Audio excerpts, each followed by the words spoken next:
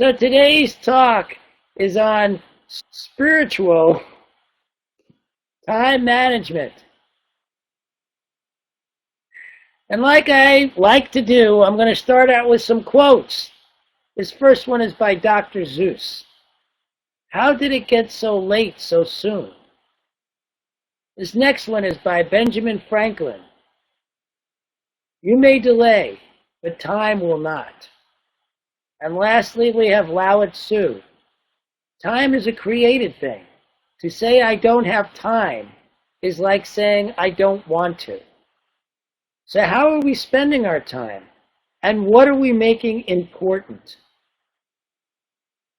And what is the difference between regular time management and spiritual time management? Well, the difference is in priority. The difference is in what we give our time to, what we make important. At Mile High, the senior ministers, when they make their calendar for the year, the first thing they put on the calendar is their vacation time. The second thing they put on the calendar is the time each day for spiritual practice. And then the third thing they put on the calendar is the rest of their workday. Now you may say, well, that's good for a minister, but I got a regular 9-to-5 job. I can't do that. And I say that you are a powerful, creative, spiritual being who gets to create your schedule any way you want. And if what you choose is to walk a spiritual path, then I highly recommend using a spiritual time management approach, where what we put important is our well-being, our health, and what you are currently making important is what is actually on your calendar now. And so if you truly say that what's important to you is your spiritual practice, make sure it's on your calendar. If what you truly say is what's important to you is your health, then make time for your health on your calendar. And when other people call to make appointments, during those times, say, no, those times are taken. Let's pick another time. So let's see what Dr. Ernest Holmes has to say about time. Each day, spend more and more time thinking about your intention of what you want to create. Delve deeply into knowing that there is a universal mind, spirit, intelligence, which is the origin of everything. It is first cause. It is God. So what we were talking about here is making sure that we spend time delving into what is our intention to create. Not just rushing around trying to create stuff, but actually spend time doing that. Dr. Holmes goes on to say, daily take the time to meditate and mentally treat the condition, no matter what the apparent contradictions may be. So when we were talking about spiritual time management, we were talking about making sure we make time for the eternal in what we are calling a finite world. And so how do you do that? Well, you start out with what I like to call my mantras. The most important one being, time is on my side. Time is on my side. Say that with me. Time is on my side. This is just so important to embed deeper and deeper. I listened to some folks who've been saying this mantra ever since they first heard me bring it up months and months ago, and how it has affected the time in their life, how it has expanded the time in their life. It's a very powerful knowing that irregardless of how things look, we can relax into time being on our side. The other is our lives work magnificently because time is on our side. And so trust. The next piece is trust. To trust in perfect and right time. We must trust and know in the eternal that even though time looks finite, and in many ways for us in this physical form it is, we are born, we live a certain period of time, and we die. When we get caught in the urgency of trying to make every second count, we lose the sense of the eternal. We lose the sense that everything happens in the perfect and right time. When we rest in the eternal, rest in the knowing that of course we are productive beings, then productivity happens at its own pace and at a good pace. You know, one of the things that happens when we're urgent, when we're rushing, is we have lost our sense of the eternal. And thus we are working alone. We are working without the support and help of the eternal, of the one, of the great being. When we stop and take a moment to see and rest and breathe and remember that we are this eternal being, then when we move forward to do what needs doing, we are moving with the force of the universe. We are no longer alone. So what other ways in which do we spend time that is not useful for what it is we want to create? Dr. Holmes tells us people who spend all their time talking about their unhappiness become more unhappy. Jesus understood this great law of cause and effect in the universe, which works sometimes with apparent slowness, but always with sureness. Eventually, we shall understand that all human bondage is an invention of ignorance. When we bind ourselves to the finite, we lose the freedom of the eternal. It is up to us, as powerful creative spiritual beings, to constantly remind ourselves that there is something greater going on here. There is something greater for us to be a part of. There is something greater that we can use and move with through life. But when we rush around in busyness, we have lost that connection. We have lost that sense. Dr. Holmes goes on to say, so we learn to go deeply within ourselves and speak as though there was a presence that knows that we should take the time to unearth this hidden cause, to penetrate this inner chamber of consciousness. It is the most worthwhile of endeavors to commune with spirit, to sense and feel it. The approach to spirit is direct through our own consciousness. It is the most worthwhile of ways of spending our time to commune with spirit, to commune with the eternal, and not get caught in the finite. There are many, many quotes out there on time about not wasting it.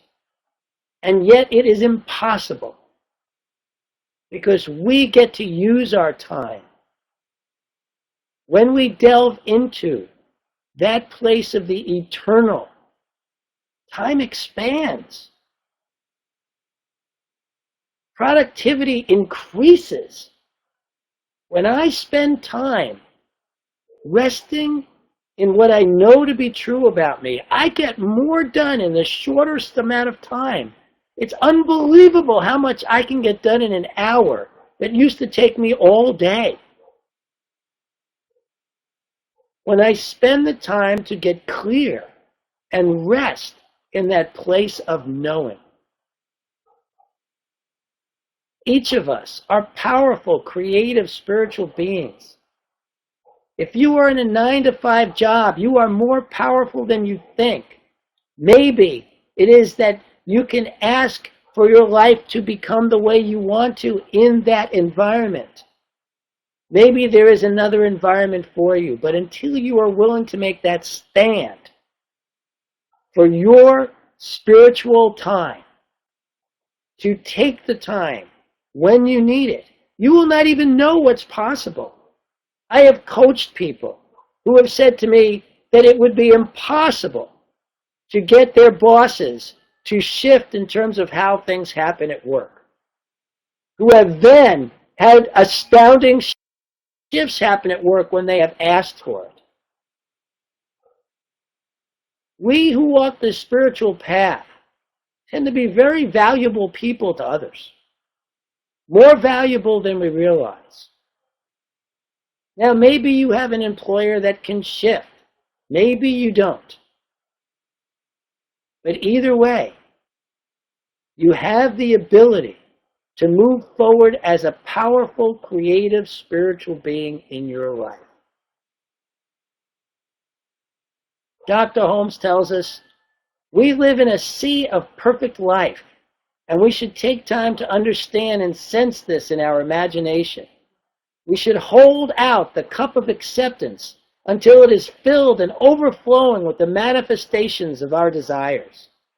We are poised in a sense of peace, which comes from our complete faith in God as the light and power and inspiration of life. We have this power, and yet, if we move with a sense, where's this other quote I like so much? Unless we realize that as we deal with our own individuality, we are dealing with the universal, which has projected out of itself that which is like itself on a miniature scale. Unless we have this understanding, we shall be working much of the time on a basis of blind faith.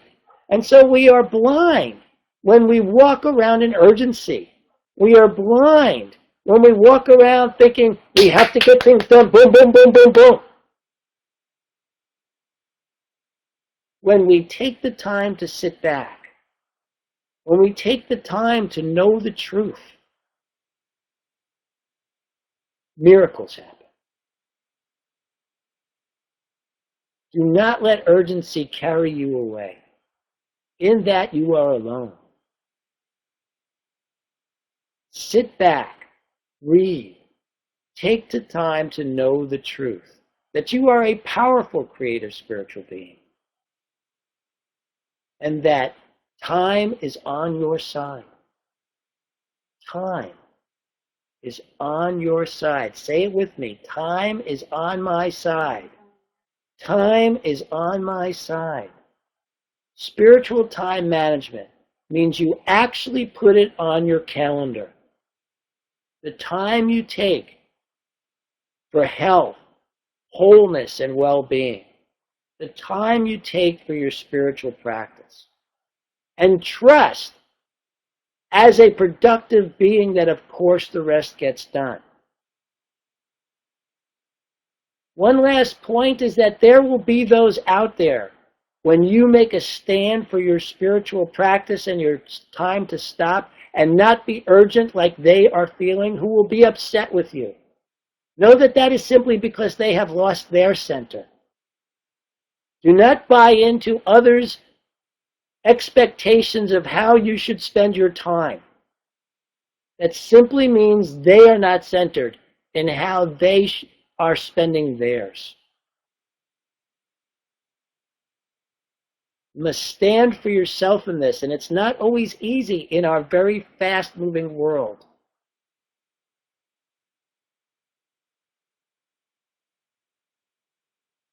Time is on your side.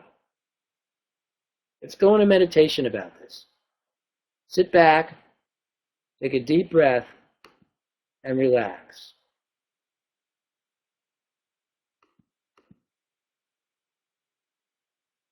Oh, there I am, right there.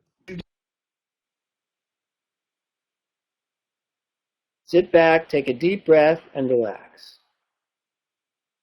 And as we do here, imagine yourself on a path. It is the perfect path. It is your path.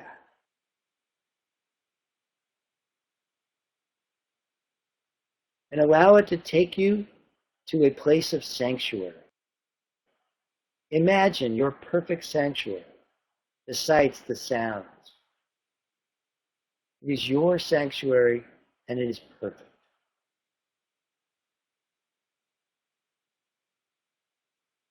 And in there is a chair. It is the most comfortable chair. And when you sit in it, feel the ah of relaxation.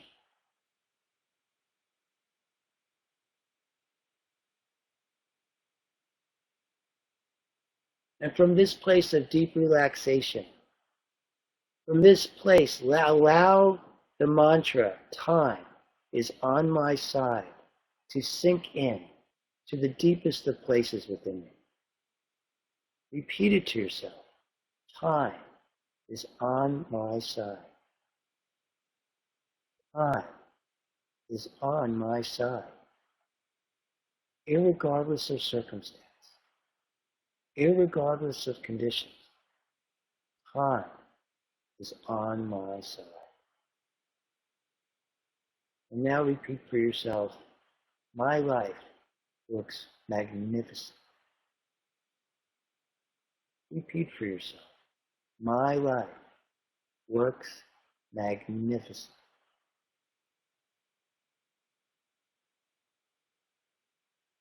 And now from this place of deep trust and knowing, imagine yourself walking through your day. Imagine how your day feels, knowing time is on your side.